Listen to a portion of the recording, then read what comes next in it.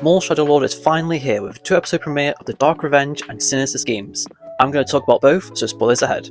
As you can tell, I'm a fairly big fan of Maul, to say the least. Though this show has been my dream project from Star Wars for years. All this to say a disclaimer that I am biased about this show since it is about my special interest character. But I digress. Straight off from the start, I am completely obsessed with the animation. It is incredibly stylized with these harsh brushstrokes that really represent the vicious nature of the show.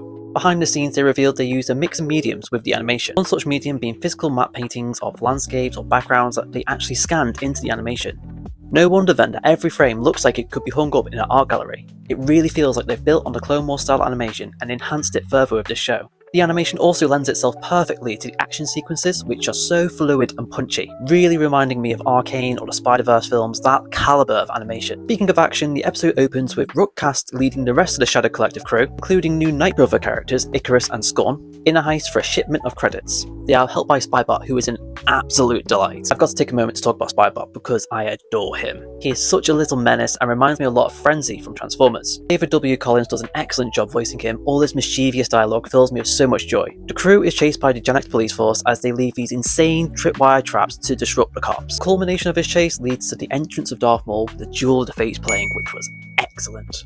This whole opening scene really sets the pacing and the tone of the show. It ramps up in action with the Shadow Collective crew being able to handle themselves well, but the second the law enforcement think they have the upper hand, Maul makes his entrance to wipe them out. We are next introduced to the Jedi fugitives Iko Diodaki and Devin Azara. Despite both of them needing food, Iko sticks to his Jedi principles and relies on the kindness of strangers, which isn't a lot. How rude! However, Devin isn't so strong in her principles, and we see the cracks starting to appear in her moral character, as she attempts to steal food for them both. We are already seeing how this galaxy ruled by lawlessness and oppression has impacted Devin, as she is ready to compromise her values in order to survive. This shows that she is perhaps more cynical and doesn't have the same faith as her master. This is only something small, but it is something she's willing to compromise her values on here. Maul can use this to push her further and further. Devin is arrested and meets Branda Lawson at the station.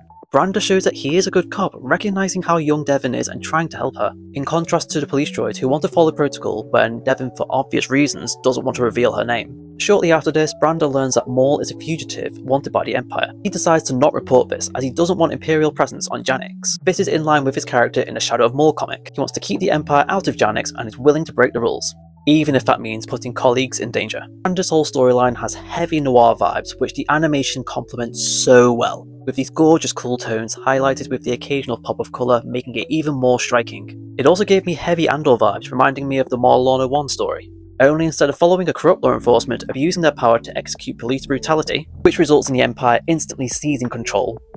Instead, here we are following someone who is trying to abide by the law and justice. We next have a classic mafia boss scene between these two criminal syndicate leaders, Vario and Demas. These two already have a tenuous truce, which is already cracking when Demas suspects Vario as responsible for the recent heist on his territory. The truce is broken when one of Demas' bank protocol droid's heads is served on a platter before him. This is extremely reminiscent of classic crime or gangster films. It's here that we see the true genius of Maul's plan. The entire point of the heist was to manipulate and orchestrate both syndicates into fighting one another, as it is revealed that both have betrayed Maul and Maul wants his revenge. I really enjoyed Maul enact personal revenge through manipulative tactics. I'm watching the whole thing as if it's his own personal holochess game. Maul knows his opponent's weaknesses, and for a crime boss like Vario or Demas, it's the threat of their power being taken away and the paranoia that comes with that, which results in Vario killing Demas and Maul watching the whole thing from the shadows. The Shadow Collective crew is sent to finish off Vario, but before they can, Branda intervenes, taking Vario into custody. At the prison, Vario tells Branda in hushed tones about the Shadow Collective, in exchange for protective custody. I love how much they are building up Maul as some kind of bogeyman lurking in the shadows, and even mentioning his name could summon him. Maul is still focused on revenge, and stages a prison break-in to murder Vario. It's clear that although Maul has had this incredible character journey and broken free from the shackles of Sidious, he still hasn't grown as a person. He hasn't learnt that his constant need for revenge doesn't work and won't satiate him. He is Sisyphus, constantly trying to tackle the same problem, almost exactly the same way and facing the same results every time. Even Rook has her own reservations, acknowledging that this plan would expose them. But Maul's desire for vengeance is far greater than any concern. The whole prison infiltration is staged like a horror film, with them lurking in the shadows before striking their prey. Red emergency lighting really emphasises this, adding to this slasher villain vibe. The episode ends with Maul deciding to take Vario alive for the information he has on port smuggling, before he sees Devin in the opposing cell and his literal shadow engulfs her. pure cinema. Episode 2 begins with the prison escape, with Vario and Devon being extracted by Maul and co. rather reluctantly. They're making a clean escape until Eco flips their transport over with the Force. This results in this really interesting confrontation between Maul and Eco. What makes this Maul moment so impactful is that there is no duel, no words spoken. Instead, Maul collapses a bridge, leaving Eco to help the people in need while Maul escapes. Much like the crime bosses, Maul knows his opponent's weakness. Maul views the Jedi's weakness as their compassion, and he takes advantage of that, knowing that Eco will always choose to save innocent people over confronting him, leaving Maul to escape without any confrontation and risk of exposure, once again showing Maul to be this master manipulator. What is really interesting is that Maul can manipulate people's weaknesses, and yet has a glaring weakness of his own on display, his constant need for revenge. It'll be interesting to see if this is ultimately used against him. We're then able to have a look into Brando's home life as a single father. From the conversation that Brando has with his son Riley and the environmental clues, we can see that Brando is struggling to balance his work and family life. This has led to Riley often fending for himself, and will be interesting to see how this develops with the emergence of Maul demanding even more time from Brando. Although I'm not a parent myself, I can see the storyline hitting home for parents who work demanding jobs. It raises the question of when we draw the line between work and life, especially when that work involves serving citizens. There may come a point where Brando has to choose between catching Maul and his relationship with his son. Maul continues on his revenge tour using Vario's intel to sabotage a Pike shipment. Very interesting that even the Pikes betrayed Maul, as they were the only syndicate to join the Shadow Collective voluntarily. They arguably feared Maul more than the others, so it'll be interesting to see what power Markrem has, as Maul boards the ship and has this stunning hallway scene slaughtering the Pikes, all to send a message to Markrem, luring him out. Brando seeks information of the Shadow Collective from his contact Rena Sul, who is the diva. I'm obsessed with her already. She's based on the femme fatale archetype, which became a character type in noir stories. This fits perfectly for the noir storytelling of the show. A femme fatale is described as a beautiful and intelligent woman who brings disaster to someone she is romantically involved with. I could see her bringing disaster to Brando as we see her flirting with him.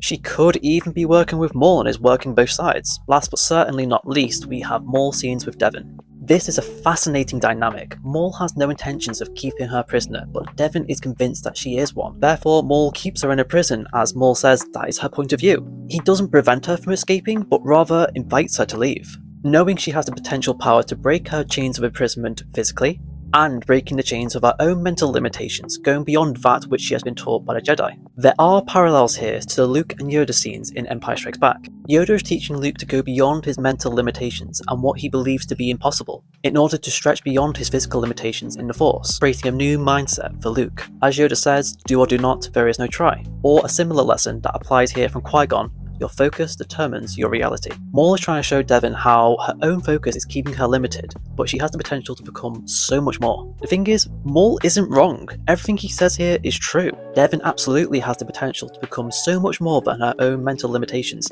but it's Maul's intentions for her which are the problem. It's Maul's choice of methodology and ideology, and that's where we'll run into conflict. What I'd really like to see from this relationship is neither Maul or Devon change drastically. I'd like to see a relationship of agreeing to put differences aside, knowing that they don't fundamentally agree with each other's methods, but acknowledging that they have to work together to defeat a greater evil. This is something that would be so poignant and nuanced to explore, and something that would be incredibly relevant to today. Lots of us will often disagree and debate on topics that are very important, but the one thing we can agree on is that fascism is bad, and we need to work together to defeat this greater evil before it destroys us. That's what I'm really hoping to see from this show.